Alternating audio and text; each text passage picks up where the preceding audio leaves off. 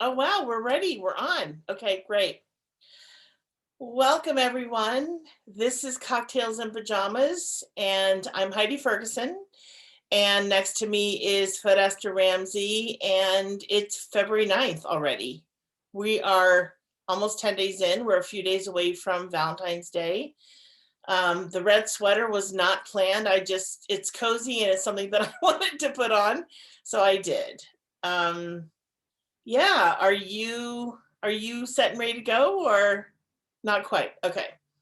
Um, yeah, so I'll do a little bit of a check-in and I might have more later, but let me just start with I just finished about an hour ago a really delicious conversation where we talked about expectations. And yeah, and how expectations can really cut us off at the knee, or when we lower our expectations, when things kind of really blossom because we've lowered them and and there are so much better than we imagined, that is a bonus. So anyway, we brought that into a meditation and just I was really gifted with some really great information and had some really wise. I was gifted some deeper wisdom around expectations, and I'm remembering a time in my life where I didn't allow myself. I had really lowered my expectations almost to where they were zero, and I did that as a way to protect my heart and to and my goal was something different, but I was certainly working to protect my heart. And so during that time, it worked for me. It was working for me. Um, and that was almost 20 years ago. So here I am, 18, so many 18, 20 years later. And I'm like, no, I'm very clear where I am with myself. Um, and that to manage them is going to serve me better in not only in relationship with myself but relationship with other people, um, because it just the quote that we meditated on is expectation is it the killer of or expectation is I'm going to mess it up, but anyway, expectation is the core of heartbreak. And I'm like, yes, every single time, every time. So yeah, that's I'm just gonna stop there and yeah, see what comes up. Yeah. Oh my gosh. Thank you. I love that you're even starting with this as just like the icebreaker. I love that that's where we're going. Um, because I notice a lot in my own life in the past and even with the clients I work with, like unspoken expectations, Mm, right? There's spoken expectations and that can have its own issues because you have to keep reminding people of your care instructions and that's our responsibility.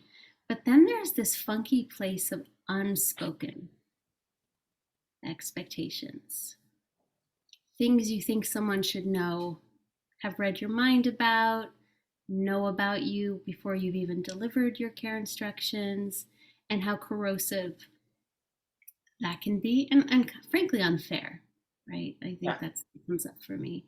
So I love this place. I used to have a friend who said, happiness is reality minus your expectations. Oh,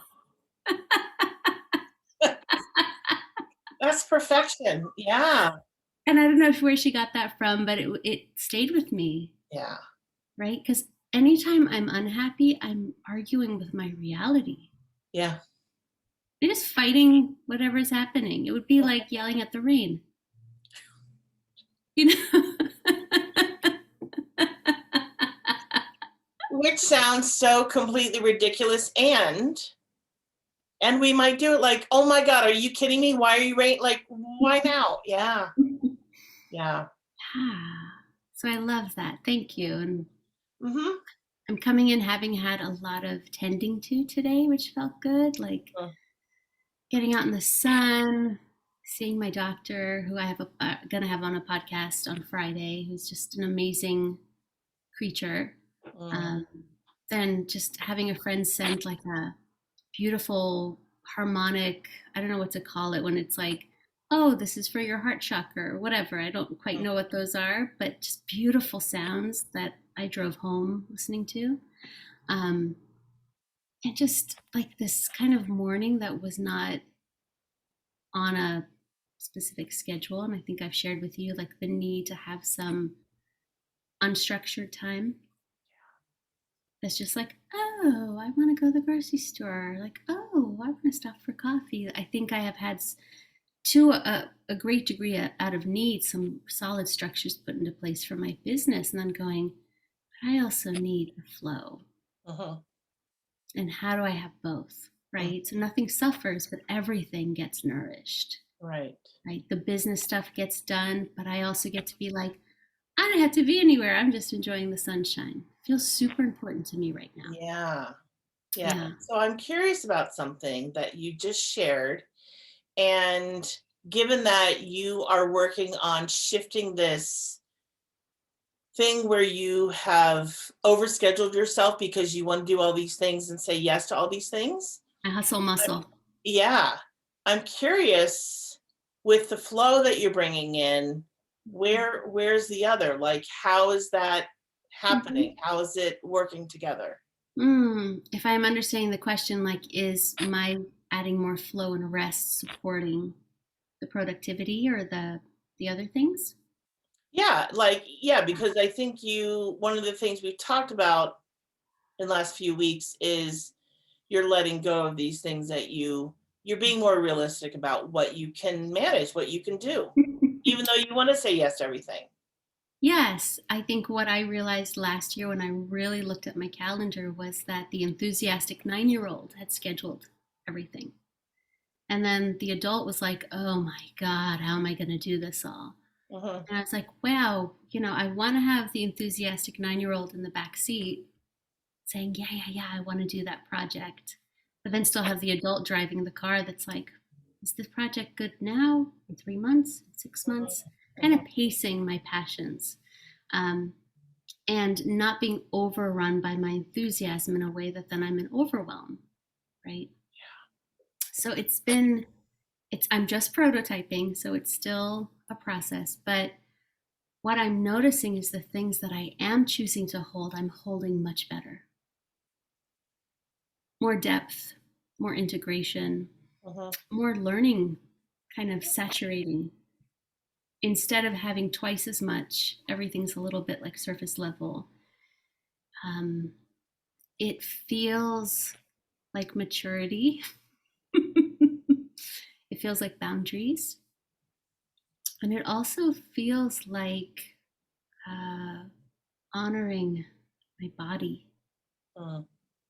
It's a big one, right? To be realistic, as you said, with what can this precious body temple handle in a day, in a week, in a month, in a year, and like listening, Hmm. more listening, Hmm. more naps, Hmm. and also this place of I'm calling it white space. I don't know what to call it. But these places, I remember as a kid, there'd be a lot of times where you could kind of be bored, but then creativity would surface. Hmm. But you needed to be still Right.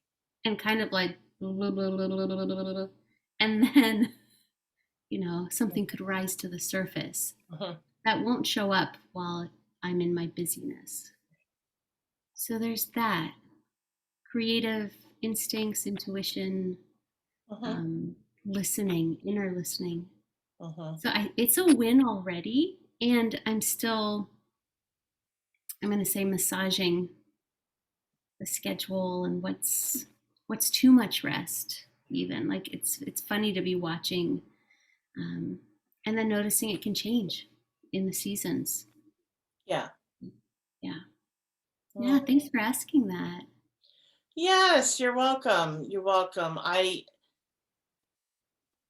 I would say, for myself, first of all, the reason I asked that question is because sometimes we we have these, I will speak, like these unrealistic expectations. I can do all this. Hmm. And the reality is that it would be nice if there were 48 hours in a day, but they're not.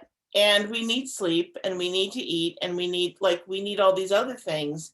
And so to fit everything in, we just can't do that. So I've been where you are a while ago, but yeah, so I'm happy to hear that. Yeah, that you're still navigating and massaging and figuring it out. Hmm. And one of the things that you are manifesting is more flow.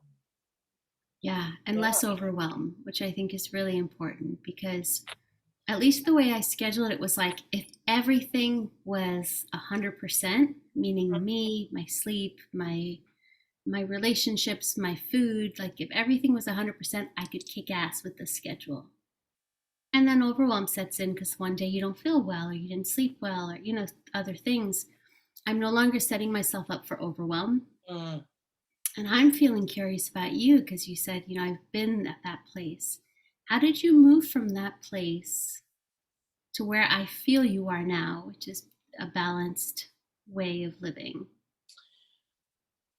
So I've talked about commitment before Mhm. and how unless I can really fully commit to something, I won't say yes.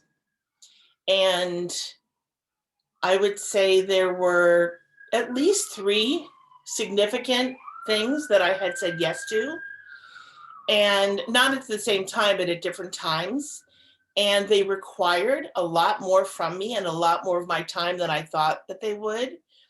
And so I started to resent saying yes. I started to resent myself, like, what are you doing? Like really beating myself up. And so of course I didn't learn the first time because it wasn't a big enough brick that hit me alongside the head. The second time I it wasn't, I don't think it was, the failure was big enough for me. It was Mm. a little bit softer than the first one. And then the third one, I was just like, hell no, I'm never going to do this again. And so, and the other thing that I learned too is if, like, observing other people that have done something like similar to it, how it impacts their life, how they're dealing with it. If it looks like it's too much, it's not that I'll say no right away, but I'll put a lot more thought into saying the response to it instead of jumping right in. Mm. I hear the sacred pause. Completely. Yeah. Mm. So for me, it has meant saying no a lot more. Mm. Um, and will this bring me joy? Will it fill me? Will it bring me joy? Not only to be of service, but as I'm doing this task, as whatever it is that I'm being asked to do, am I going to feel filled up by it? Hmm. Or am I going to resent it? So, yeah, and I'm still faced with that today. It's a lot easier than it was 15, 20 years ago. Um, and interestingly enough, there's this volunteer position that I have been asked to do. It comes up every, like, the position starts January 1st, and they typically start looking for volunteers in September, October. And I have been asked 3 or 4 times in the last 7 or 8 years to volunteer, and I have never said once. And then it was not, they didn't ask me this year because last year someone approached me and I just said, I'm going to be really clear with you. You can ask me for the next 20 years. I will never say yes to this volunteer situation. I don't want to do it. I have no interest in doing it. I don't have the time to do it. Just no. Sounds And like your no muscle is pretty strong. they finally got it. Yeah. But I was like, how many no's, how many no's does someone need to hear until they're like, oh, she really means no? But I also think that, a lot of people, I will speak, I know that's a generalization, but a lot of people are afraid to say no when they're asked to do something that is of service, that they think they might be fulfilled by, who knows, I don't know. Mhm. But I'm like, I been there, done that. I don't want any part of it. It's just too, it's a lot of stress on my body. A Yeah. lot of stress. Yeah. I hear you like advocating for yourself and it like even those questions like will this bring me joy? Right? Like you're clarifying questions to know whether it's an empowered yes or an empowered no Yeah. for you. Mhm. And I'm curious if you've always had like a solid no muscle or if it's a muscle you've had to build. That's just like no as a full sentence. For some things, Hmm. it's really clear. And then for other things, I need a little time with it. Hmm. If I'm not because when it's really clear, like it takes literally a second, and I'm like, and all I do is I'm like, okay, what's no, and it comes through and it's so clear, and I'm like, okay, wow, right. Um, and then some things take a little bit longer, and I'm not saying like months, but like within a few days, if and I'll keep revisiting it. I'm like, okay, is this still a no? Is this still a no? No, it's a no. So we're good. We can respond. Hmm. And there are several things that I check back in with, not just the yes no thing, but there are several things that I always check back in with myself about. Like, is this the right thing for me? If the answer's still, yeah, you're on the right track, stay where you are. Keep doing what you're doing. You're okay. Hmm. Yeah, So even the things that you're doing, you check in on. all the time. Hmm. All the time. Hmm. Yeah. I Yeah, mean, for not me, taking it's that for part of granted. pardon me? I said, yeah, not taking it for granted that like, oh, it's still a yes because it was a yes 6 months ago. Right, because things change, change is perpetual and moving all the time. And so I always just kind of want to be sure. And my, my knowing is here. It's within. It's my connection to spirit. And when I ignore it, that's when I'm led down the wrong path. Yeah. And that's when I can literally say to myself, I told you so. You shouldn't, it's you did opposite of what you were intuiting. Told you so. Now Hmm. you have to figure out and live with what you decided to do. Figure out what works best for you, and that can really be a challenging unraveling of all this inner kind of conflict. I mean, I'm like, no, at this point in my life, nope. No. Yeah, you're reminding me of something, and thank you because I think I'm flexing my no muscle, and it feels good, it feels healthy, it feels boundaried.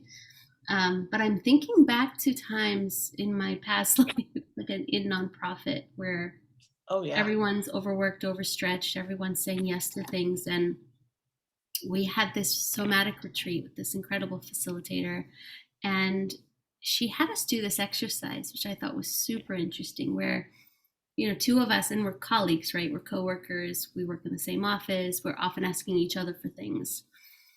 And she's like, now imagine it's a really busy week for you. You have more than you can handle already. And then Maggie comes up to you and asks you for more. And I want you to take a step back. We were on the grass outside. Take a step back and just say no. Not no with an explanation, just no. It was so freaking awkward because I didn't want to disappoint Maggie. I wanted to come through for Maggie, but that made my load heavier. And I didn't even know if I was going to complete my load, right? And to step back and just say no, it was a physical exercise. I wanted to explain. I wanted to be like, oh, but it's because, oh, it's because, but I want to, but maybe next Thursday I could, all these sort of ways of softening the no. And she held us to like, just say no. No is a complete sentence. You don't have to explain yourself. And I found it in the nonprofit world. There was a bit of guilt tripping if there was a no. From the other person Not from the or actual within? colleague, but I'm going to say the organizations. Uh-huh. They had a little bit of a like, huh, how come you can't, like, almost like you should be able to, Mm, which was out of touch with reality. You know, I should be able to if I work 80 hours. I'm not trying to work 80 hours this week, right. you know? So I just love somatic exercises like that where you feel in your body all the discomfort of saying no, Yeah. even though no is actually the right answer, Right. right? Instead of being like, oh, that feels so uncomfortable, it must be the wrong answer. It was a lesson in this is unfamiliar, saying no when I mean no. Yeah. Yeah. It's Yeah. a big one. It is a big one. Yeah. Yeah. Yeah. And you mentioned the nonprofit, so sort of the volunteer Mhm. world, if you will. Um, I think we can all get caught up in that. Whether it's a church or a synagogue um,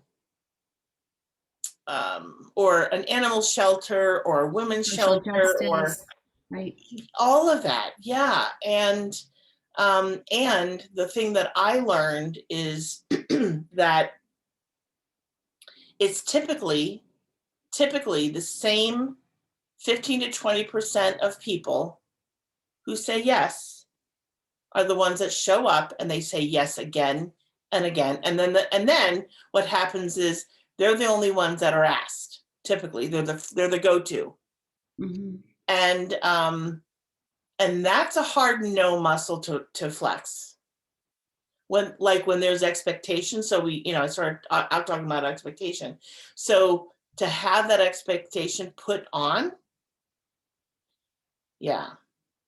And then to undo that or have people unlearn that about you. Just don't make an assumption. Don't expect. But you have 3,000 more people to ask. Why are you coming back to the same, Hmm. you know, 35, 40 people?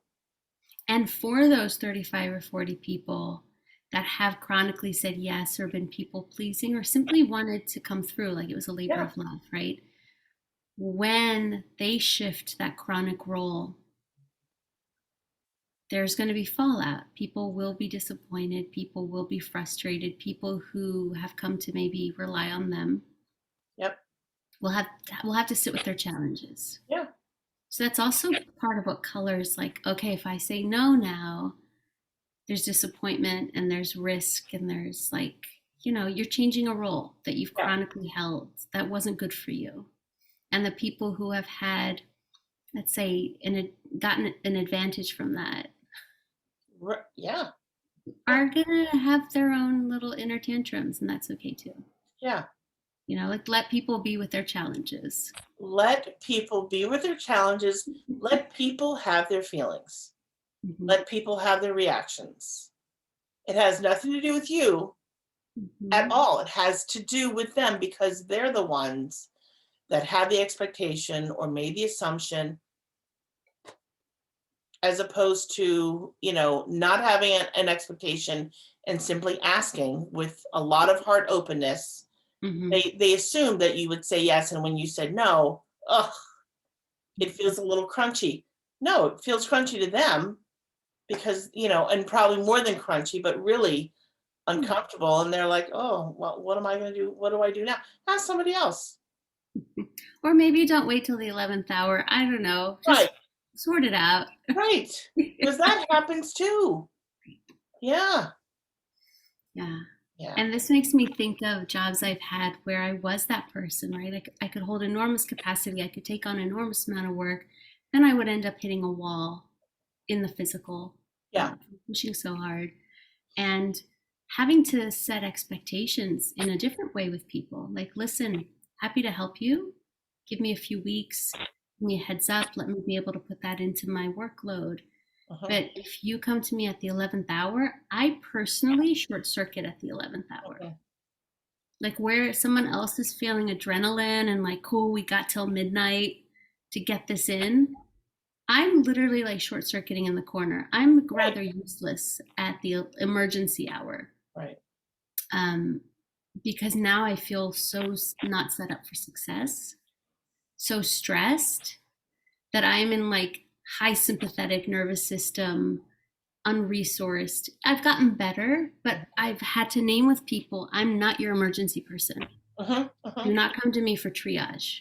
Uh-huh. You can come to me for planning, for project management, for like how are we getting to the deadline that's down in the other quarter, Uh-huh. right? But if you're looking for someone who thrives on adrenaline and cortisol, it's not me. And there are people who are great at that. And I've often had this funny thing of having a boss or leader or visionary who activated Mm. at the 11th hour, who was kind of passive and in denial and not completely in reality with the scope of work, Uh-huh. and then like dum ba ba, Right. emergency man, Right. right? And I'm over there going, I'm done, like Yeah. I'm out, like now you don't even have my support Mhm. because this is too stressful for my system, Yeah. Yeah. right? Yeah. Like now you've got to do it 3 times faster and still hope it's accurate. No, no deal. No. Yeah. So the win-win feels important to name here. Yeah. It's It got to really feel like a does. win. Yeah. So I think was it yesterday we spoke? Was it Monday? I think it was yesterday. The days are weird.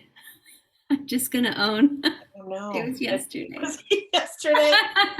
Oh, And we talked about a few things I wanted to bring into our yeah, call. please. I don't totally have them all noted, It's okay. right? But just some of the levels of, I think I was feeling ragey yesterday. I Yes. feel better today. Um, but allowing for that place in me that can just be like not angry towards, but just feeling like that powerful kind of rage in my body without a story, Hmm. which has been really helpful. I think I used to have this thing like, oh, if I'm feeling that way, that must be me. That must be who I am. Like Mm. there's pathology, there's an issue. I've been looking at my emotions more recently as like, oh, here comes an event. Here comes a wave, right? Here comes an emotional sequence. It comes and goes. Hmm. It's been helpful to me. I don't know why I bring that up, but I remember the rage thing being important from our call. Do you remember? I'm like having a bit of a. I don't remember the details, but I do remember. I remember you talking about. I do remember you talking about your rage and how you're handling it, Mm-hmm, mm-hmm. and then your rage crystal. But Oh, this was around values too. right, I right, think that's the piece. and then I had shared that I grew up um, not being allowed to Mm-hmm, feel anger or rage. It mm-hmm, was simply not allowed. Therefore, um, you know, I never learned how to do conflict resolution. I think that's probably true for a lot of people. They've never really learned how to do conflict. Um, and so I will say for the for a child of a family where we were not allowed to express anger or bad feelings, um, there's going to be trauma, and because I wasn't allowed to, not only I wasn't I could never, I mean, of course I felt anger, but I couldn't express it. So I've worked through a lot of it. I've expressed a lot of it in therapy and Hmm. whatnot. And so I would say most of it is probably out of my body that needs to be out of my body. And I don't think I hold on to rage anymore or anger anymore. Um, but as a child in a family where we were not allowed to express it, it was like walking on eggshells or potato chips. I've heard that recently. I Um, like that. and because God forbid, that apple cart get upset and thrown over and the apples go all over the place. Um, and like you said, it's something that we will go, if it is expressed, you will get to the other side of it, just like any other feelings that you have. Hmm. Feelings are not forever lasting.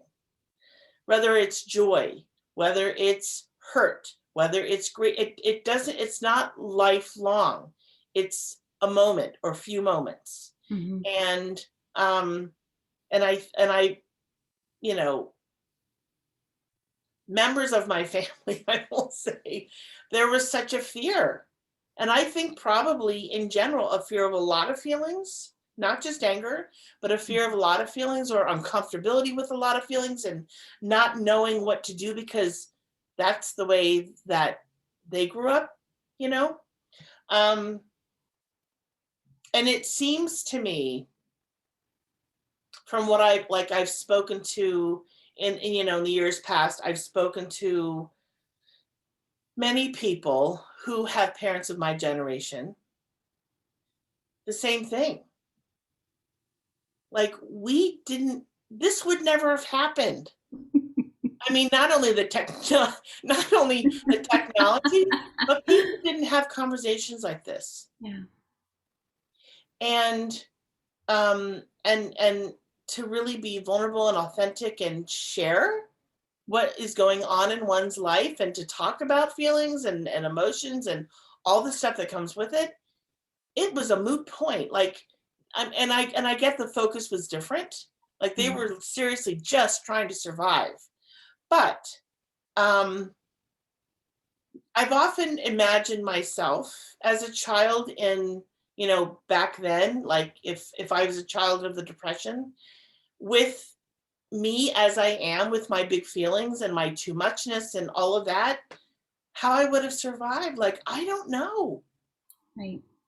I mean, that feels huge to me. To Daunting. Yeah, to not feel like I had a place to be myself, to share my Hmm. pain, to not share my joy, just to kind of keep it all tied up in a box. Yeah, Or not even to be asked. I think that's something to be I'm asked. thinking about with my grandparents' generation, and like you said, those older generations who were essentially trying to make sure there was food, shelter, water, all the things that are vital. And maybe that no one ever asked, like, how are you feeling today? Like it was just we got to get stuff done, right? There's a certain work ethic. And when you share when I even heard you say like bad feelings, I was like, bad feelings. Mm, When did that like bad feelings, right. right? Like, oh, you can be happy, but don't have any of the bad. What are the bad feelings? What's a bad feeling? Like, it brings up so many questions for me.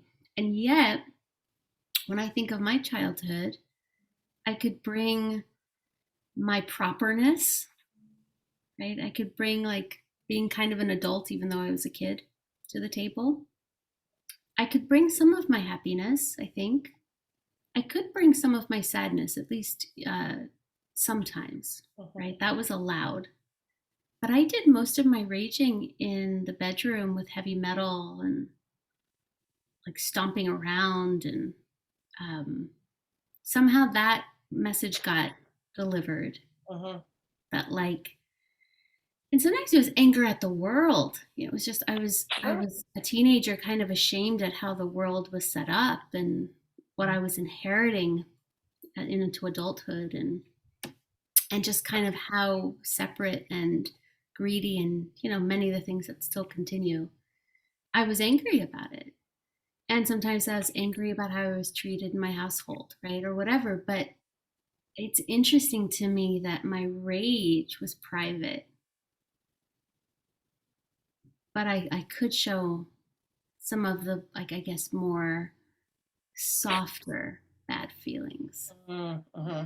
The sad was okay, but angry was like, okay, that's on you to figure Right. out.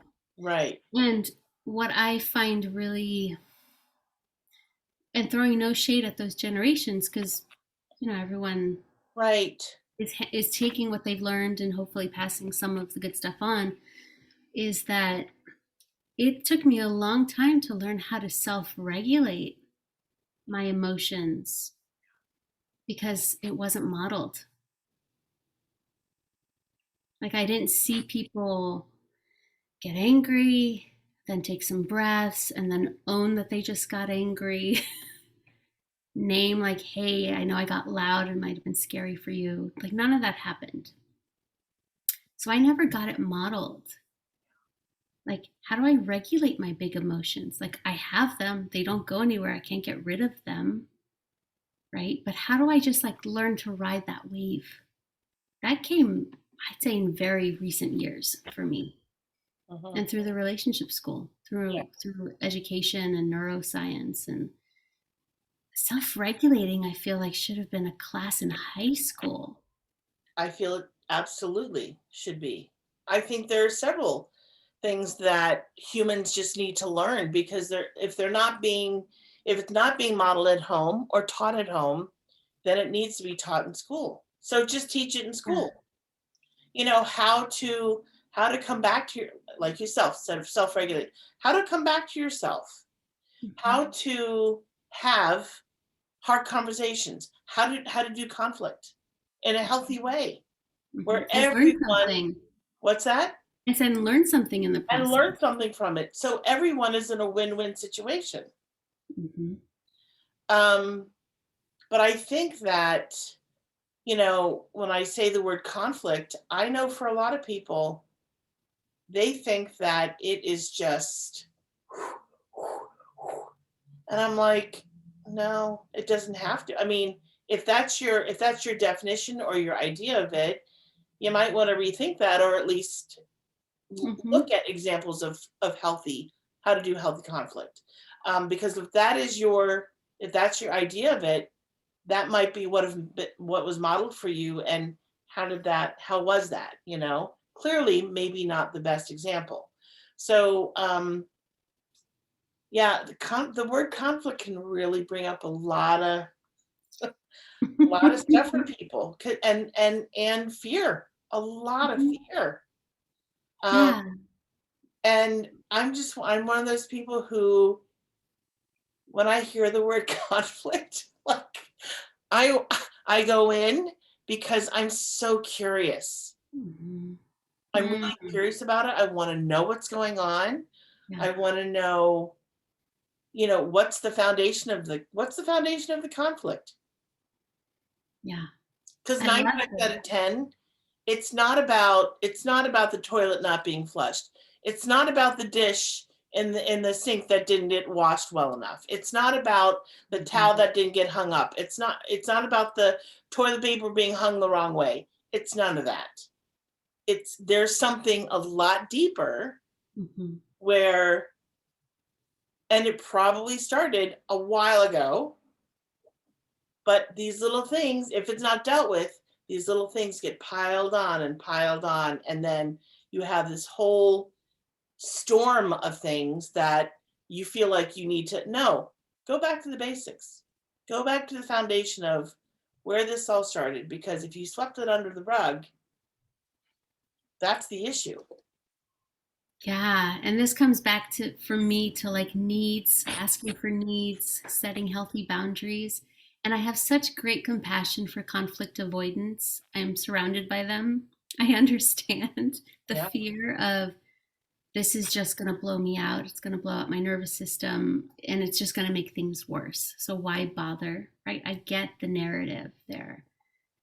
And the why bother is because there's a cost to burying it. There's a heavy cost to that stockpile. of resentments. It's gonna completely take out connection and intimacy and relating. And so the work that like you and I will lean in, right? I don't love conflict. I'd rather be cuddling and having a great time. Yeah. But when it happens, I'm kind of putting on my like learning helmet. Mm-hmm. Like, where am I maybe falling short in a way of being a good partner, let's say? Am I missing my partner's care instructions? Where could I do better? Where could I communicate better? Where could I listen better? Mm-hmm. Right? I'm going into it kind of like a scavenger hunt. You know, what can I learn from this that's actually going to make life sweeter and help grow me? Um, and I understand for people who have tried to do conflict and it's just been horrendous that there's some avoidance there, Yeah. right? If you don't have the skills for it, why would you? It's like, why would I try to run a 26K marathon? I wouldn't. Right. I'm marathon avoidant, right? For the Yeah. same reason. I don't know how, I don't have the muscles, I haven't practiced. It wouldn't make sense to do it. So it's like a training for that. Yeah. Um, and then only in doing it, because, I think as we've had conflicts with people we care about, and we see what's on the other side, more care, more understanding. Oh, wow, that was such a miscommunication. We missed each other. Okay, now we have more care instructions to do it better in the future. Like, Mm-hmm. yeah. And like I said, I don't love it when it happens, but I'm really trying to have a growth mindset of, okay, there's something I could do better. Mm-hmm. And that doesn't mean I'm a crappy person. It just means there's something I could do better. Right. Yeah. Right. Because at the end of the day, we're all human Mm-hmm. and we all make mistakes and we all can course correct. Mm-hmm. We can. And if it's done in, you've used a language, to come to someone that that you're in conflict with, to speak to them in a loving way. Mm-hmm. And if that happens, one is going to be a lot more receptive as opposed to, beating on or whatever, and or Mm-hmm. scaring the crap out of someone or screaming, whatever, you Yeah. know, it's just not going to work. Um, and people are going to be more apt to ghost other people, leave a relationship in a maybe a shifty or crunchy kind of way. And why? Because they're fucking scared. Because Mm-hmm. they're scared of the conflict. Because whoever they're in relationship with may have come at them in a way that didn't feel good. And Mm-hmm. trust me, I've been in that situation before, and I'm like, I don't even want to tap into that for a moment. I'd rather just Mm-hmm. skitter away. I'd Mm-hmm. rather crawl under the rug and go out the other side and out the door and never be seen again. Mm-hmm. Because it's really painful. Like, that's scary. And I know at least 4 women right now who are on the brink of leaving their relationships and not telling their partners. And I know it's really shifty, and I can really appreciate where they're coming from. Mm-hmm.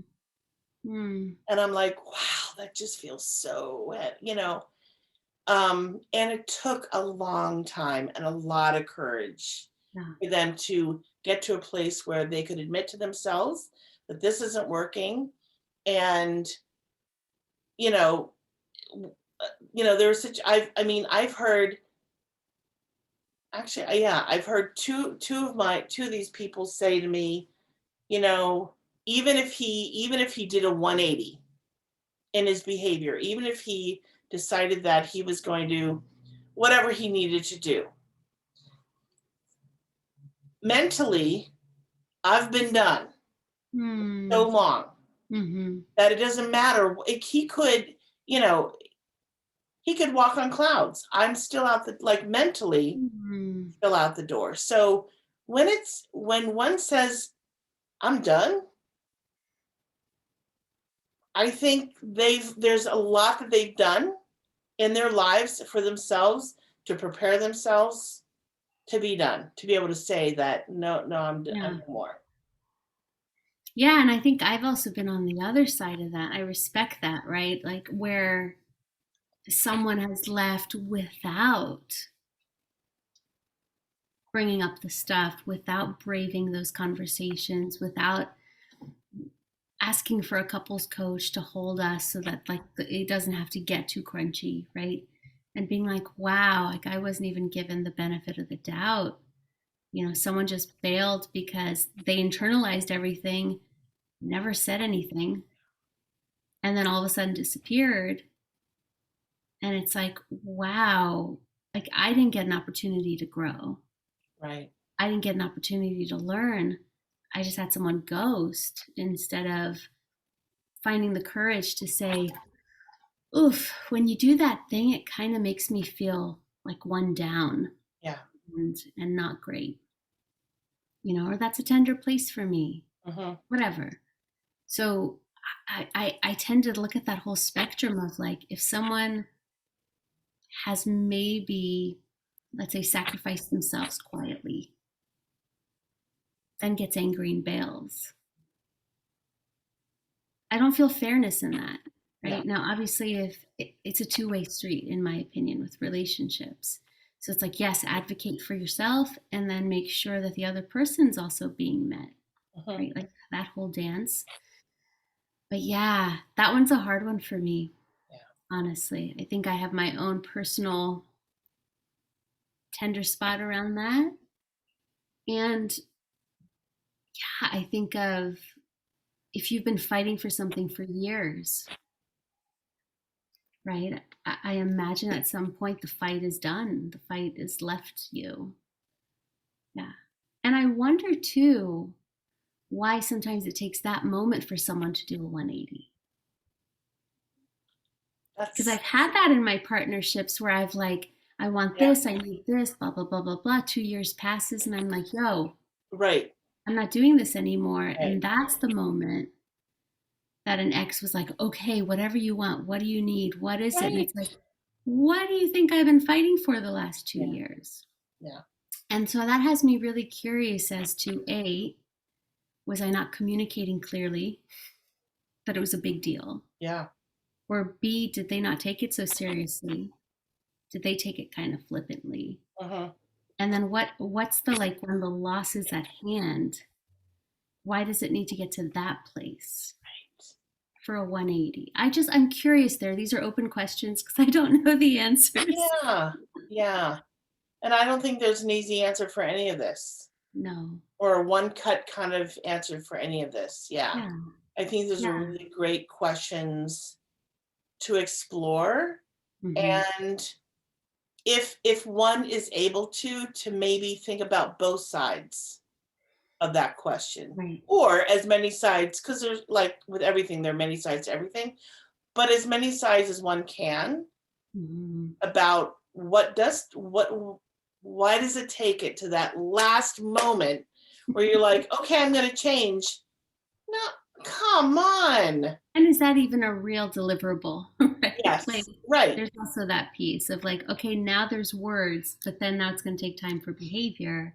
right. And I just notice in me, like I do have a judgment and like a cringy spot around how things are done, right? From my own history, and I think just a value of mine. It's like, okay, so something's decidedly not working. Hmm. Can it still be done with care and love and kindness? Because the how is important to me, Yeah, right? It's sort of like if you've loved someone for 3 years and they've loved you back and then they just decide to ghost, yeah, it's not honoring anything that was before it. right. Well, and I get people can be scared and self-protective, but like I'm going to say check yourself because you being self-protective puts someone else Yeah. in deep pain. So yeah, there's again no easy answer, but I know for me, there's a place that goes, no, don't do it in a bad way because I've suffered that. Yeah. It took a lot of time to recover, a lot of time to recover, Yeah. you know, and not have it be repaired, Right. Right. you know. Oh, I love this new concept of like conscious uncoupling. It's probably not new, but it's something I'm seeing couples do. mhm. Even if they decide to call it, they're willing to sit through the uncomfortable conversations with a couples coach as to why it didn't work and learn from it. That's brave to me. I think it's brave and it's really brilliant. Mhm. Like so smart. Like, let's And gift each other with like lessons yeah, before we go, and let's actually clear all the emotional debris that we can. yeah, So this is as clean of a cut as it can be, yeah. So right? we don't carry this into our next relationship or 3 Mhm. relationships down the road. Yeah. Yeah. Yeah. I mean, I can own like coming into my current relationship heartbroken from a previous one and being left to hold all the broken pieces, right? Without so much as like a text. Mm, And it took me so much time as like the little abused puppy in the pound to like trust again, to trust of course. somebody. It's like, God, it doesn't have to be that way. And it's okay. You know, I grew from it, but man, I could have been spared Yeah. that if someone had dealt with their conflict avoidance, chose to be kind and loving Mhm. and firm, right? It doesn't mean like, oh, you're kind and loving, we're getting back together. But like Right. Right. kind and loving goodbyes Yeah. feel really important to me because I have dealt with the opposite and it's crushing. It's just crushing, you know. So yeah, I feel the tenderness in my heart just talking about it. Like, oh God, that place still smarts a little, It does. and Yeah. it might forevermore have that little tinge of sadness, Yeah. you know. Kind of Yeah. like So honor it. is there a place is there a place within you where the the leftover, whatever the leftover feelings, is there a place within you where you can begin to heal the things that haven't been healed from Mm. that? It's been a work in progress. I think more of it than not has been taken care of. And I think from the lens of knowing what was my side of the street, knowing what was the other person's side of the street. So just sort of handing back some of the responsibility. Mhm. I think I had a nature of taking on all the responsibility. We'll have Yeah. to have another discussion because me too. So appropriately being like, oh, wait, no, this is yours. Yeah. Right. And that was mainly etherically, it wasn't in a real Hmm. conversation. Um, and as cliche as this sounds, acceptance that someone I deeply loved, that I was devoted to, that I just thought had hung the moon and the stars, Mm, could be that kind of person. yeah. That was the hard one, and that it didn't mean I was unworthy, Yeah. Yeah. right? That it just meant this person had not yet learned the skills to do it differently. Yeah. Yeah. And that they're not a bad person either. Like it's just all of that. Hmm. But yeah, it Yeah. took acceptance that like I loved someone that could do that. Mm. Yeah. I think that's the sting. Yeah. Mm. Thank And you. are we all capable of it? Like, right? So it's just like Yeah. I circle all of that with, Yeah. and in the right situations, could we all be capable of being afraid and skittering away? And Mhm. yeah. Yeah. But it's almost like don't, if I could say anything, it's like don't buy into the fear, honor the love that was there anyway. Yes. And it's okay if it's messy. It's okay. I would have taken messy over feeling abandoned. Any day of the week. Yes. Yeah. Completely. I get that. Yeah. Mm. Mm, Thank you for sharing that. That was just beautiful, and I'm really feeling it in my heart. So thank thank you. you. Yeah. Yeah. It Yeah. can shape us, right? Like it's shaped me into who I am and certain values I hold. And yeah, I think if there was time travel or like those redos, that's a redo I would have wished for. Yeah. Hard truths done with loving kindness. Yeah. Like anything you can do in a harsh way, like you could do in loving firmness Completely. Always. and better. And better. Yeah. Yeah. Oh, yeah. Mm. So It's about that time. we're gonna And I'm pivot. realizing, even though, Valentine's is coming up, and I know you could care less about that holiday. I just wanted to name the trees got heart ornaments back here because I it's still saw alive. that. They look great. And I think we talked about the real stuff of love and friendship anyway today, right? Not the heart-shaped chocolate boxes and all the other crap. That's delightful but contrived. Yeah. But the real, Yeah. like if you want to do love well, learn how to do conflict, Yeah. learn how to name your needs, set boundaries, not let the resentments pile up, and even walk away honorably. So, you Yeah. know. So I feel like we got the true vibes of love in the house today. Me Okay, you too. ready? Oh, yes. Lovely. Okay, you tell me when.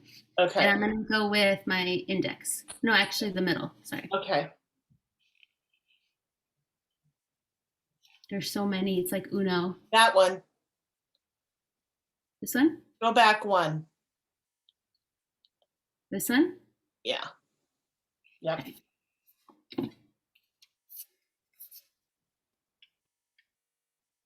I think we did this one, but we'll Okay. see. Okay. The first time we met, what do you remember thinking about me that still holds true now?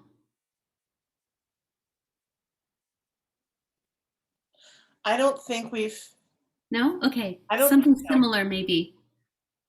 It's the first time we met. What still holds true is what wait, say the question again. I'm sorry. Sure. The first time we met, what do you remember thinking about me that still holds true now?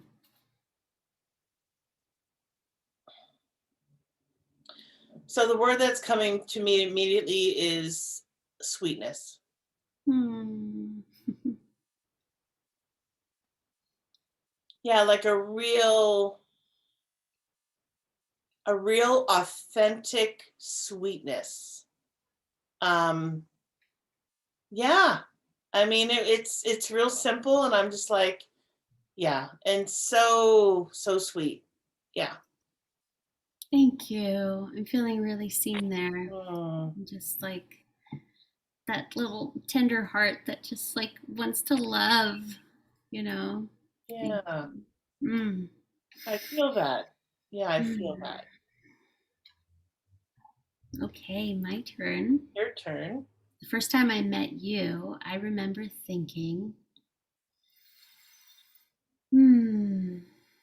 Well, you know this because I've always said pouch. A little kangaroo pet, but like a soft place to land, Oh, like a big sister, a cosmic sibling, just like a little soft place for, a weary soul to land. And I continue to feel that you are such a soft place to land in your acceptance, in your love, in your curiosity, um, in your like, yeah, just like cosmic sibling, right? Just like you're such a big sister mm, in all of the ways that as an only child would have wanted a big sister, what I thought a big sister could be. oh, So yeah, soft place to land. thank you. Oh, that just Mm. really touches me deeply. Thank you very much. Mhm. Yeah. Mm. Thank you for whatever you have journeyed through to be that place. Yeah. Mm. Mm. Mm. Happy Valentine, everyone. Happy Valentine's. And just know if you're feeling squirrely or weird about it, it's okay too. It's Right? totally okay. Yeah. And I want to just sort of, I think one of the last things that I want to say is on this day that is mostly like a Hallmark holiday, I think if we can remember to love ourselves, Mhm. that's really all that matters. Mhm. Because if we love ourselves, we can very easily love other people. But if we're struggling to love ourselves, we might be struggling to love others. Mhm. And And to we're let all love worthy. in. What's that? I'm gonna say, and to let love in. And to let love in. Let it in. Because we all need it. Yeah. And I just want to name whether I've been partnered or single through this holiday, I've always felt some level of anxiety about it. Mm, I just want to normalize for anybody else around expectations and what's going to happen and will it be perfect. And it's like the more and more I sit in a relationship, I realize, does every day feel like there is love and affection and tenderness and compassion? That's what matters. One day set aside by corporate, you know, capitalism, yeah. um, to all of a sudden like bring all this romance in feels forced, and certainly feels, I've heard clients say like, sometimes I just like, I wake up that day and I don't feel great. Yeah. Like now I have to perform, right? That just doesn't feel fair. Yeah. So giving yourself some gentleness, whatever comes up. Yeah. Maybe you're sad that day because you're not partnered. Maybe you're totally rocking some self care. Maybe you're partnered and it's still sad. Like, who knows? Yeah. Right? And maybe it's just a wonderful Monday. Yeah. All of it. That too. All that. Yeah. Mm, Yeah. So just holding our audience in our hearts, because I know it can be, I know I felt the like anxious sketchiness of the day yeah. sometimes, and yeah, cutting ourselves some slack, especially this year. Yeah. For sure. Mhm. All right. Okay, Have a great well, evening, everyone. thank you for joining us. Pop in the chat and let us know what you're feeling, resonating with. If you have any questions, we're always going to read those and respond back. So we'd love to hear from you. Mm, Lots of love, my friend. bye, everyone. Love you.